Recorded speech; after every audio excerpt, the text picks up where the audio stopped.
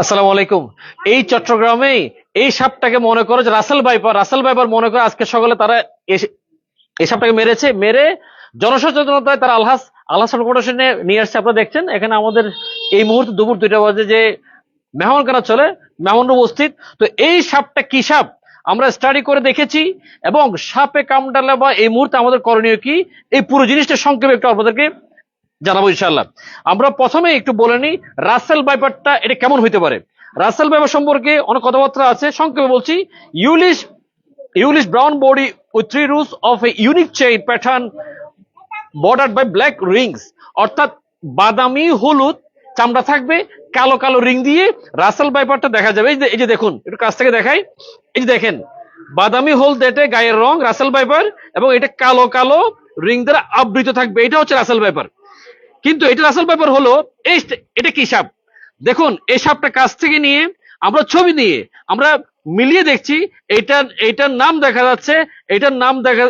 দেখা যাচ্ছে লাইকোডন ওলিকাস।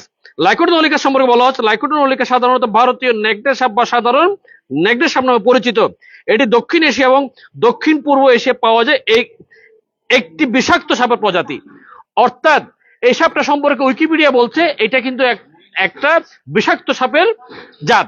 কিন্তু বেশ কয়েকটা বাংলাদেশি নিউজ চ্যানেল জানিয়েছে এটা একটা নির্বিষ সাপ। কিন্তু নির্বিষ সাপ হলো, যারা এটাকে নির্বিষ সাপ বলছে তারাও জানাচ্ছে এই সাপটা কিন্তু যে জায়গায় কামড় দিলে সেই জায়গায় কিন্তু প্রচন্ড ব্যথা হইতে পারে। তাহলে এই মতো অবস্থায় রাসেল ভাইপারের যে একটা রব উঠেছে চারিদিকে, এই মতো অবস্থা আমাদের করণীয় কি হইতে পারে। লাইকোডন ওলিকাস বা যে কোনো সাপ যখনই আপনার ঘরে পাওয়া যাবে, এই সাপটা পাওয়া গেছে আমাদের এলাকার একজনের ঘরে, বাসায়, সেই ভাড়াটিয়ার বাসায়। এটা পাওয়া যাওয়ার পরে ওনারা সকালে এটাকে সাথে সাথে মেরে ফেলেছে। সাপ থাকবে বনে জঙ্গলে বিলে খালে, ঘরের মধ্যে আসলে এই সাপ ছোট ছোট বাচ্চা, এই যে এখানে অনেকগুলো বাচ্চা আছে, এই ছোট ছোট বাচ্চাদেরকে যদি হঠাৎ করে কামড় দিয়ে ফেলে তাহলে কিন্তু একটা বড় অঘটন ঘটে যেতে পারে।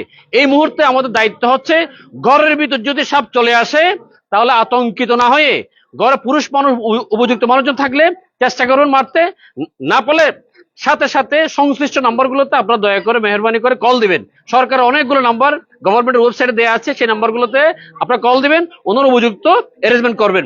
আমাদের দায়িত্ব কি, হঠাৎ করে আল্লাহ না করুক আপনাকে যদি সাপে কামড় দিয়ে ফেলে, এইটা বা কোনো সাপে কামড় দিয়ে ফেলে, আমরা করি কি, অনেকে ওই কামড়ের জায়গায় চুমু দিয়ে রক্তগুলো বের করার চেষ্টা করি। ভুল ওই কাজ করবেন না।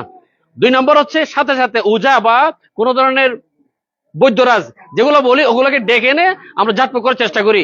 এই কাজ করবেন না। কিছু করার দরকার নেই। সাপ যত কঠিন হোক, রাসেল ভাইপারের বাপ হোক, সকল সাপের ভেনম গুলা সরকারের হসপিটাল গুলাতে মজুদ আছে।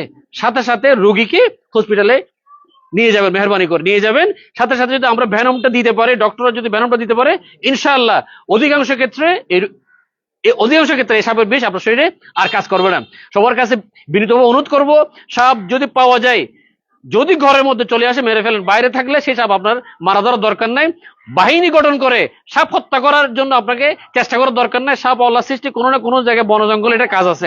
ঘরে চলে আসলে নিরাপত্তা স্বার্থে এটাকে এলাকাবাসী বেড়েছে, আপনারা কি করবেন সেটা আপনারাই ভালো বুঝবেন। তো আমাদের দায়িত্ব হচ্ছে বাচ্চাদেরকে সুরক্ষার্থে, নিজেদেরকে সুরক্ষার্থে ঘরের ভিতরে যখন ঢুকে যাবে তখন এটাকে মেরে ফেলা। ঘর কোনো সাপ বলেন যে যাই বলুন না কেন, এবং কোনো সাপ যদি কামড় দিলে আতঙ্কিত না হয়ে, গুজব না ছড়িয়ে সরাসরি আপনার সাপটাকে বা সরাসরি আপনাকে ওই পেশেন্টটাকে নিয়ে হসপিটালে চলে যাবেন, এবং চেষ্টা করবেন কোন ধরনের সাপ ডক্টরকে যদি সেটা বলতে পারেন, একুরেট অ্যান্টিবায়োটিক ভ্যানমটা যদি চলে আসতে পারে, আল্লাহ তাআলা আপনাকে নিশ্চয়ই সুস্থ করে দেবেন।